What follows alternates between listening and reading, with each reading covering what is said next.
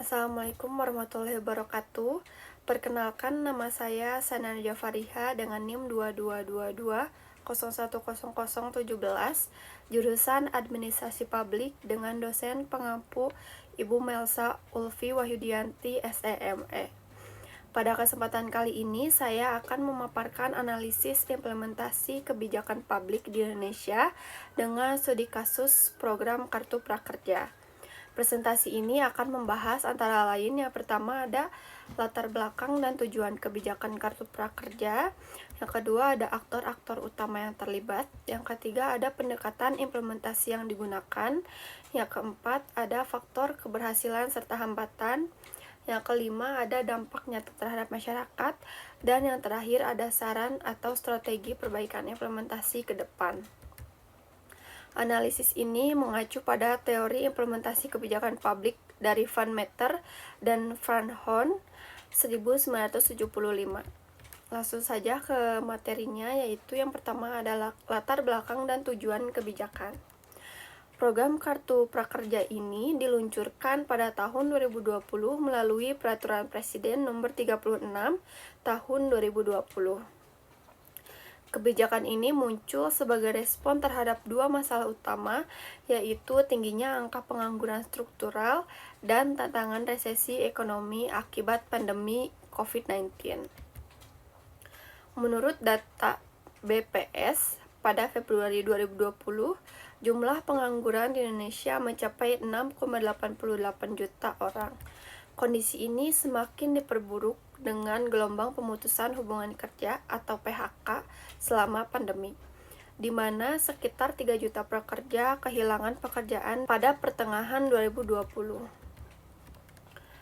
Tujuan utama program ini adalah memberikan pelatihan keterampilan berbasis digital bagi angkatan kerja. Yang kedua, memberikan bantuan insentif tunai sebagai dukungan ekonomi sementara. Yang ketiga, meningkatkan daya saing tenaga kerja agar siap menghadapi perubahan dunia kerja yang semakin digital. Dengan kata lain, Kartu Prakerja bukan hanya program bantuan sosial, tetapi juga program pengembangan kompetensi tenaga kerja. Yang selanjutnya ada aktor-aktor utama. Dalam implementasi kebijakan publik, keberhasilan sangat dipengaruhi oleh aktor-aktor yang terlibat. Pada Kartu Prakerja, aktor utamanya meliputi yang pertama ada pemerintah pusat, khususnya Kementerian Koordinator Bidang Perekonomian yang merancang kebijakan dan manajemen pelaksana program Kartu Prakerja atau PMO yang menjalankan operasional. Yang kedua ada platform digital mitra seperti Tokopedia dan Bukalapak yang berfungsi sebagai marketplace pelatihan. Yang ketiga ada lembaga pelatihan, baik swasta maupun BUMN yang menyediakan modul pelatihan online. Yang keempat ada peserta program, individu yang memenuhi kriteria seperti pencari kerja, pekerja terkena PHK, atau wirausahawan pemula. Yang terakhir ada aktor pendukung lain, seperti media, LSM, serta DPR RI yang mengawasi jalannya program. Peran masing-masing aktor saling melengkapi. Misalnya, pemerintah pusat menyediakan anggaran, platform digital memfasilitasi distribusi pelatihan, sedangkan peserta harus aktif memilih kursus yang relevan. Yang selanjutnya ada model atau pendekatan implementasi. Jika kita melihat dari perspektif teori kebijakan publik, modal implementasi Kartu Prakerja cenderung bersifat top-down, sebagaimana dijelaskan oleh Van Meter dan Van Horn 1975. Kebijakan dirancang di tingkat pusat dengan standar yang jelas, termasuk besaran bantuan dan jenis pelatihan. Kemudian, kebijakan diturunkan ke lembaga pelaksana dan mitra digital. Namun, dalam praktiknya ada unsur hybrid karena pelaksanaan program ini juga melibatkan partisipasi sektor swasta sebagai penyedia platform serta feedback dari peserta yang memengaruhi evaluasi kebijakan. Pendekatan ini mirip dengan model Grendel 1980, di mana implementasi dipengaruhi oleh interaksi antara aktor pemerintah, aktor non-pemerintah, serta kondisi sosial ekonomi. Di sini ada faktor keberhasilan dan hambatan. Dalam menganalisis keberhasilan implementasi, saya menggunakan 6 variabel dari Van Meter dan Van Horn, yaitu pertama ada standar dan tujuan kebijakan. Kartu Prakerja memiliki standar yang jelas, misalnya insentif 600.000 per bulan, total dana Rp 3,55 juta per peserta, dan modul pelatihan minimal 8 jam. Yang kedua ada sumber daya.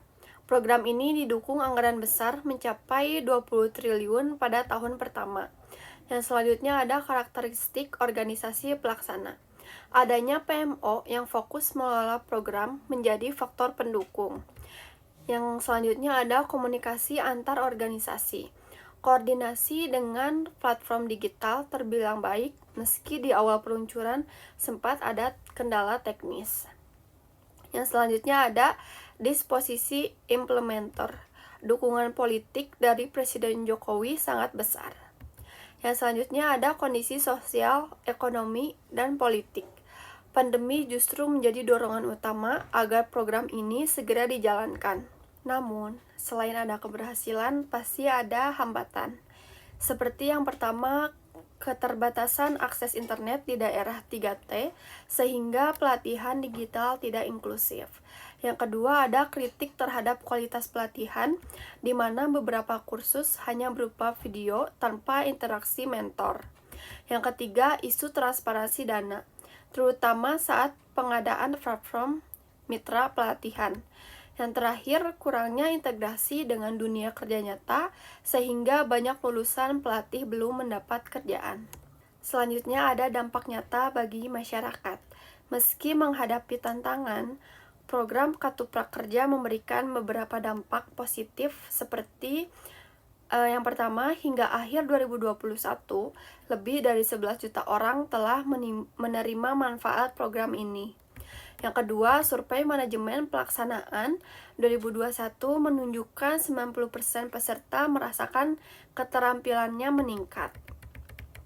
Yang selanjutnya ada bantuan tunai membantu masyarakat bertahan di tengah krisis ekonomi. Namun, dampak terhadap penyerapan tenaga kerja belum signifikan. BPS mencatat bahwa tingkat pengangguran terbuka hanya turun sedikit, dari 7,07% di 2020 menjadi 6,49% di 2021. Hal ini menunjukkan bahwa pelatihan belum sepenuhnya terhubung dengan kebutuhan pasar kerja. Yang selanjutnya ada saran dan strategi perbaikan. Beberapa strategi peningkatan implementasi yang bisa diambil adalah yang pertama, memperluas akses pelatihan di daerah 3T dengan menyediakan modul offline, pelatihan tatap muka terbatas, atau kerjasama dengan BLK daerah. Yang kedua, standarisasi kualitas pelatihan. Pemerintah perlu menetapkan indikator kompetensi minimal dan melakukan evaluasi berkala terhadap lembaga pelatihan. Yang ketiga, ada integrasi dengan industri. Menjalin kerjasama antara perusahaan agar lulusan pelatihan memiliki peluang magang atau kerja. Yang keempat, ada meningkatkan transparansi anggaran. Semua dana harus diaudit secara independen agar tidak ada kecurangan. Yang kelima, ada diversifikasi modul pelatihan. Tidak hanya keterampilan umum seperti desain grafis, tetapi juga keahlian teknik spesifik sesuai permintaan pasar kerja. Yang keenam, pendampingan pasca pelatihan. Peserta diberi arahan untuk memanfaatkan keterampilan, misalnya untuk memulai usaha kecil. Sebagai penutup, program Kartu Pekerja adalah contoh inovasi kebijakan publik di era digital. Meski memiliki banyak kelebihan, seperti kemudahan akses dan dukungan finansial, program ini masih perlu diperbaiki agar lebih relevan dengan kebutuhan masyarakat. Demikian analisis yang bisa saya sampaikan.